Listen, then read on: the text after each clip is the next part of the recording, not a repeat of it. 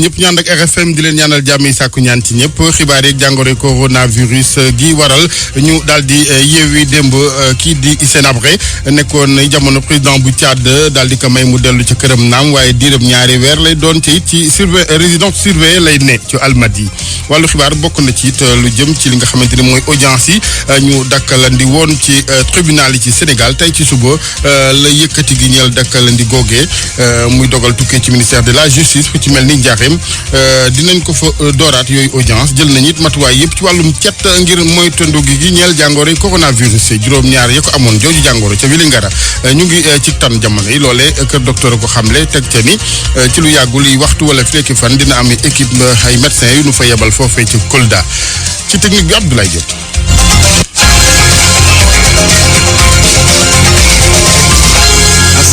Hissène Habré génn ci kaso Cap Manuel démb waaye dafay wéy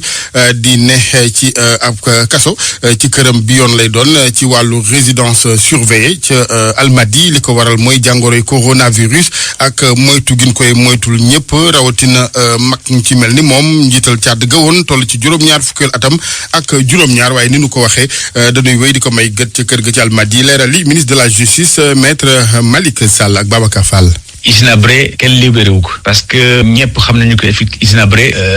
président de la République mënu ko gracier te tam ministre de la justice tam mënu ko libéré sous condition parce que Hissène Habré prisonnier international la dañ ko confier seulement Sénégal mais problème bi mooy que xam ngeen ne que pandémie bi bu mu ñëwee ba depuis lu bari dafa changé Sénégal te décision bu chef de l'État le président Macky Sall jël ministre bu nekk def ko mettre en exécution au niveau de son secteur ce qui fait que décision bi impacté justice impacté administration pénitentiaire nan nu ko mu ko impacté mooy que dañu décider que de suspendre autorisation de visite yi ce qui fait que effectivement kenn mënul dem visiter sa bokk bu nekk prison te tam dañu consigner sur place agent d'administration pénitentiaire agent yi c'est que mën nañu ñibbi seen kër week-end dañu obligé des ci place parce que dañuy ragal ne que bu ñu gën demee mën nañu andi jàngor gi ci prison bi parce que ñëpp xam nañu que effectivement que virus bi bu duggee kaso bu duggee ci prison yi musiba lay indi. mu nekkoon ministre de la justice maître Malick Sall ministère bi ci boppam yore wàllu yoon ci Sénégal jël na ci weneen wàll dogal yëkkati li nga xamante ni mooy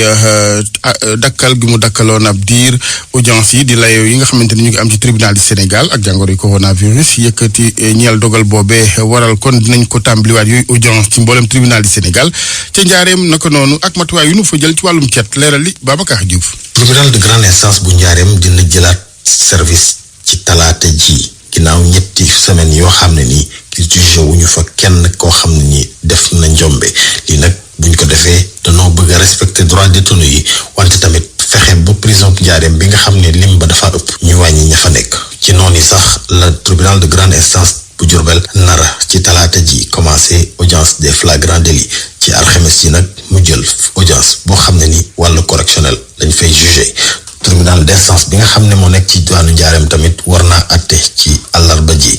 atte yooyu yëpp ñu nar koo def ci li nga xamante ni moom la ñu digle ci jamono ji ñu nekk kenn du fa tambaambalu saal yi duñu fees te nag ñenn rek la ñu may ñu dugg ci biir mu di ñi nga xam ne ñoom la ñuy atte avocat yi ak magistrat yi Diourbel. Babacar Diouf ñuy jéggalu ci daane liñ wi des ak jàngoroy coronavirus ak juróom-ñaar yi nga xamante ni daal dina leen jàpp ca Vélingara ñu ngi am tan nag yooyu malade ci it lu jëm ci wàllu matuwaay yi ci kër docteur dinañ yokk ndëgërlaay akub équipe bu ay médecins yu nu fay xaar ci diwaan ga Kolda Abdoulaye Diallo. ñu entré leen ca hôpital régional bu Kolda depuis le 2 avril bi weesu juróom-ñaari nit yi amee jàngoro coronavirus yi ñu ràññee woon ca Vélingara ñoo nekk fi mu ne nii ci loxo yu baax te seeni wàllu wérgu yaram tàmbali naa daanlu ci kaddu Ousmane Kane di gouverneur diwaanu Kolda tey jiite kuréel bu ñu duppee comité régional de gestion des épidémies. waaw ñu nekk si limu juróom-ñaar depuis boobu ñoo ngi hôpital infectiologue bi leen di suivre nee na seen situation mi ngi stable parce que dès le lendemain rek Dakar le centre d'opération des urgences sanitaires yónnee nañu lépp luy matukaay si wàllu produit si wàllu médicament ba ñoo ngi leen di suivre. waa centre des opérations d'urgence bu Ndakaaru war nañ fi yebal ay docteur leneen li si tegu mooy centre boobu sax dafa am équipe bu ñu délégué bu fi war a ñëw suba pour gën a accompagner infectiologue bi si prise en charge bi. waa Institut Pasteur ñoom it ñoo ngi leen di séntu fii ci Kolda. Après demain également, il y a une équipe de l'Institut Pasteur qui sera là. ci kaddu gouverneur Ousmane Kane diwaan yi ci bët Saalum réew mi Tambacounda ak i Kédougou war nañu am ab centre de dépistage du coronavirus waaye ni mu nekkee Carrefour Kolda di diwaan bi war a mën a dalal jumtukaay yi ni mel la RFM Kolda Abdoulaye Diallo. jërëjëf Abdoulaye président conseil d'administration bu banque de Dakar ci xibaar daal dina génn àddina Alphonse Cortina mu ngi faatoo ci Espagne altine démb ji ci li nga xamante ni mooy jàngoroy coronavirus moom homme d'affaires bi nag ba fii jiite na ay këri banque ak it këri pétrole yu am solo ci àddina ci Richard Toll liggéeykat yu mairie ba fa ñooy sàkku matériel ngir aar seen bopp sàmm naka noonu it ay produits sanitaires ñu ngi ñaawlu ci weneen wàllu ñu ne ñàkk soppite jëm ci waxtu yu liggéey foofe muy réaménagement ci seeni heure de travail yi njiital syndicat ba fa lañu ci àndal Moussa Diaw ak Mamadou Diagne. bi événement Covid-19 bi amee ba léegi gis nañu ne ñun ñi nga xam ne liggéeykat yi nekk ci mairie bi suñu bakkan mi ngi ci xott dem nañu gisante ak secrétaire sax attirer attention ci ñun suñu danger bi nekk mais bu ñu jëmee def nu tont boo xam ni vraiment rus naa wax ci rajo dem nañu ñun sa à notre niveau au niveau du syndicat bu ñu dajee waxtaan génne nañu suñu ay moyens pour jënd matériel pour teg ko fi en attendant que mairie commandé seen commande ñëw malheureusement secrétaire municipal dafa ñëw ni loolu du fi amee bu ñu ko fi teg donc dem nañu ba finalement xam ne mënutuñ dem bureau syndicat bi ñoo taxaw seen bopp ni comme noonu la demee léegi ñun suñu matériel daañu ko teg daañu porte suñu brassard parce que on a du lii rek mooy suñu ay point de revendication pour l'instant nii matériel bi ñu soxla mooy protection nit ñi les travailleurs d'abord seen sécurité seen ay masques parce que service nettoiement yi ñoo ngi dem ca mbalit mi amuñu masque amuñu dara xam na ni si état d'urgence lañ nekk le président de la république moo jël décret fixer les heures de travail de 9h à 15h mais dañu wax xamal ni le décret présidentiel ne concerne pas les collectivités locales man xanaa collectivités locales bokkuñu si état Sénégal donc moom si boobu la secrétaire a osé def une note de service pour dire que ni moom ay heures de travail am ay 8h 14h la si état d'urgence lañ nekk président mooy gouverner moom nee na décret présidentiel boobu mooy loolu fixé na ay heures de travail am noonu nag waxu président waaw loolu président mooy 9h la ñuy xëy waaw bay benn menace ñëw ci kaw travailleur. Moussa Diaw la jiite syndicat bu liggéeykat yi syndicat unique et démocratique liggéeykat yu mairie Richard Toll wàllu xibaar ba tey ak lu ñeel jàngoro coronavirus fagaru gi naka noonu ak lu jëm ci wàllum defar ñeeli masque loolee nag gis-gis bi ci directeur agence sénégalaise pour la propriété industrielle et l'innovation technologique mooy ñu gën a jàppale artisan yu Sénégal ngir defar gi ñeel yooyu masque moom Matar Dia moo ni gisee ci Kaffrine ci ngan ñu teewlu ko Oumar Ndiaye. bëgg masque yi ñu koy porter ndaxte bu ñu gisee ne Hong Kong ak Chine tey mën nañu feer bi jóge na fa li koy waral benn bokk na ci am yar bi ak teggin respecté ni nga xam ne nguur gi tëral na ko waaye di porter ay masque ndax masque yi su feer bu la dalee boo ko porté mën naa am doo wàll keneen bu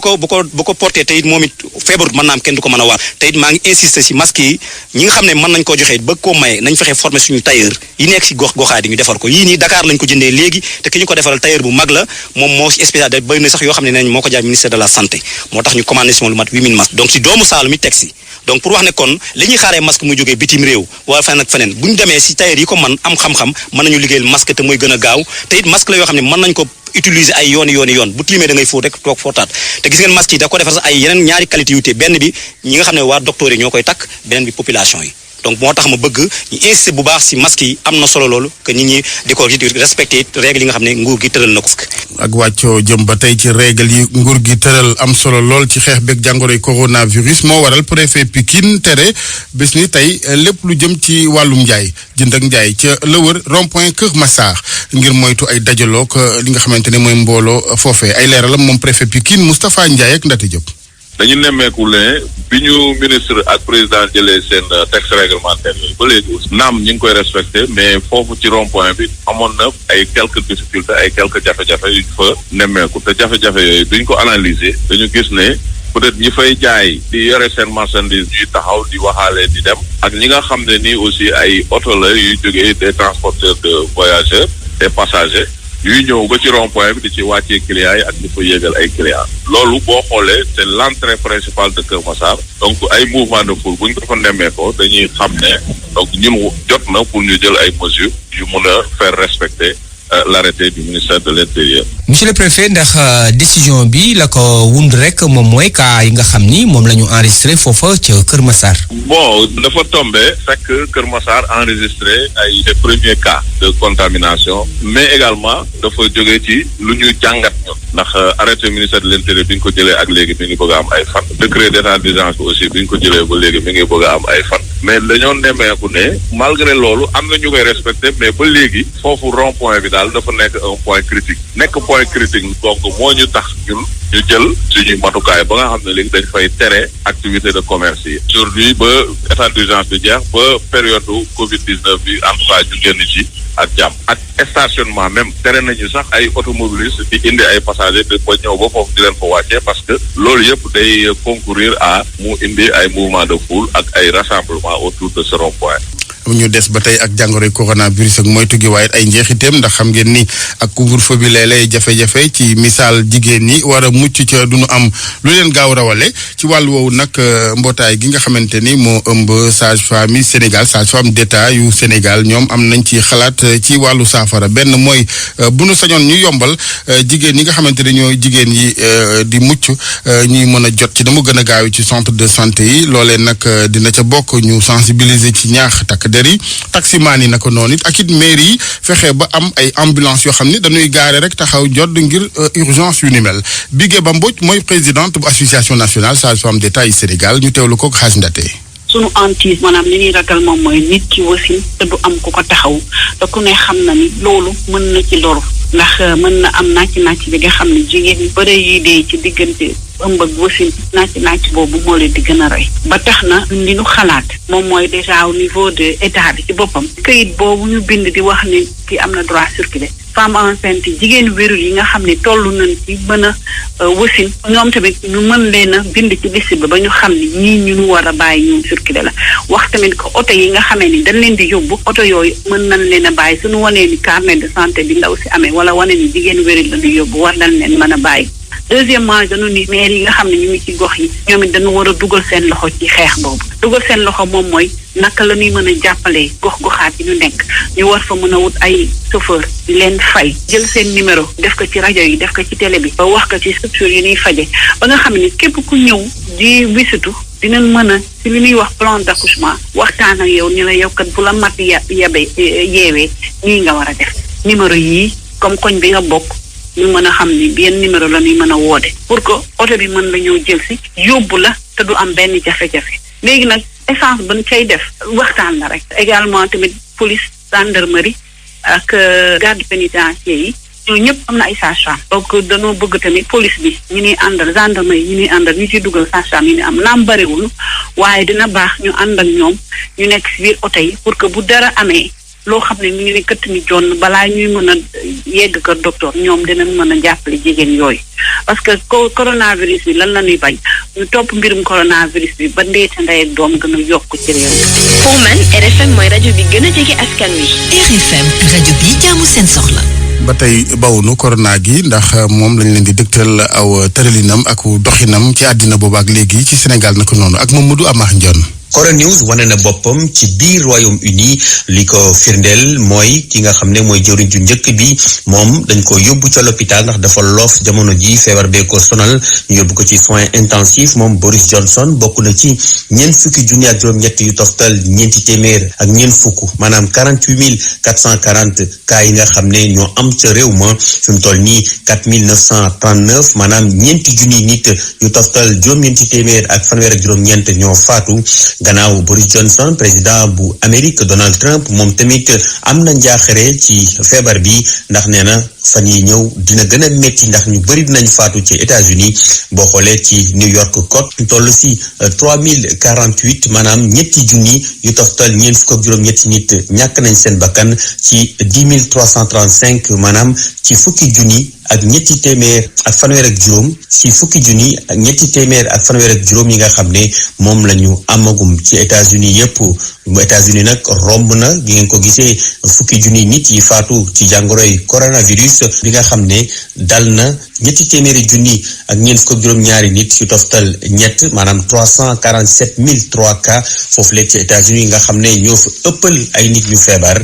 contamination bi maanaam wàllante bi di yokku jëm ca Italie nga xam ne ci wàllu nit ñu faatu ñoom ñoo raw ci adduna bi ndax fi mu toll nii 16523 maanaam fukki junni nit ak juróom benn yu toftal juróomi téeméer ak ñaar fukk ak ñett ñàkk nañ seen bakkan fi mu toll nii 132 547 maanaam téeméeri junni ak fanweer ak ñaar yu toftal juróomi téeméer ak ñeent fukk ak juróom-ñaari nit ñoo am jàngoro ji ci région bu Milan ci Lombardie nga xam ne fi mu toll nii ku jëlul masque rek doo génn foofu ndax confinement bi tamit yokk nañ ko ba fukki fan ak ñett ci weeru avril bi ñu nekk ca Espagne foofu nag ñiy faatu wàññeeku nañu waaye terewul ñi ki démb ci altine ji juróom benn téeméer ak fanweer ak juróom-ñaari nit ñàkk nañ seen bakkan Espagne nekk ñaareelu réew bi gën a am ay jafe-jafe ci wàllu ñi faatu ci coronavirus bi fukki junni nit ak ñett yu toftal juróom fukk ak juróom ñoo ci ñàkk seen bakkan nekk tamit ñaareelu dëkk bi gën a bëri ñu am jàngoro ji ndax fi mu toll ñu ngi ci 135 055 maanaam téeméeri junni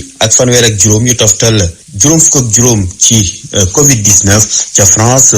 sorewuñu fukki junni doomu aadama yi faatu ci coronavirus ndax boo xoolee ni ki démb bilan baa ngi ci juróom-ñetti junni ñu toftal juróom-ñeenti téeméer ak fukk ak benn bokk na ci tamit liñ ci mën a jàpp 29 722 ñu feebar maanaam ñaar fukki junni ak juróom-ñeent yu toftal juróom-ñaari téeméer ak ñaar fukk ak ñaar ñu ngi ci hôpitaux yi li ko tax nag mbir mi gën a metti tamit bokk na ci juróom-ñaari junni nit yu toftal juróom-ñaar fukk ak ñaar 7072 ñoo xam ne fi mu toll nii diggante dund ak dee France nekk ci ay jafe-jafe Iran naka doonu ndax foofu ñi faatu lim bi yegg na ci ñetti junni yu toftal juróom-ñaari téeméer ak fanweer ak juróom-ñeent 3739 coronavirus mi nga xam ne ci àdduna bi faat na lu toll ci 72 638 maanaam juróom-ñaari junni ak ñaar yu toftal juróom-benni téeméer ak fanweer ak juróom-ñetti nit ñoo ñàkk seen bakkan ci 1 million ak ñetti téeméer ak juróom-ñeent yoo xam ne ñu ngeeg jàngoro ji ci àdduna bi ca Chine donte sax am na ay jóge yu ñu def fi mu toll nii lu toll ci 600 000 maanaam juróom-benni téeméeri junni nit yoo xam ne ñu ngi nekk ci district bu nekk ci dëkk ba ñoom dañ leen confiné ndax am na ci ay cas yu ñu fa jot a seetlu Chine fi mu toll nii mu ngi ci 3335 maanaam ñetti junni ak ñetti téeméer ak fanweer ak juróom déconfinement bi maanaam nit ñi tàmbali di génn ci seeni kër yi te ñu gis ko ci yenn dëkk yi rawatina Wuhan ca Chine mën naa am waa Allemagne jëfee ko waaye gouvernement bu Angela Merkel fi mu toll nii ñu ngi ci junni ak juróomi téeméer ak juróom-ñett fukk ak ñeent ci ay nit ñu faatu ci téeméeri junni kaa yu toftal téeméer ak ñaar.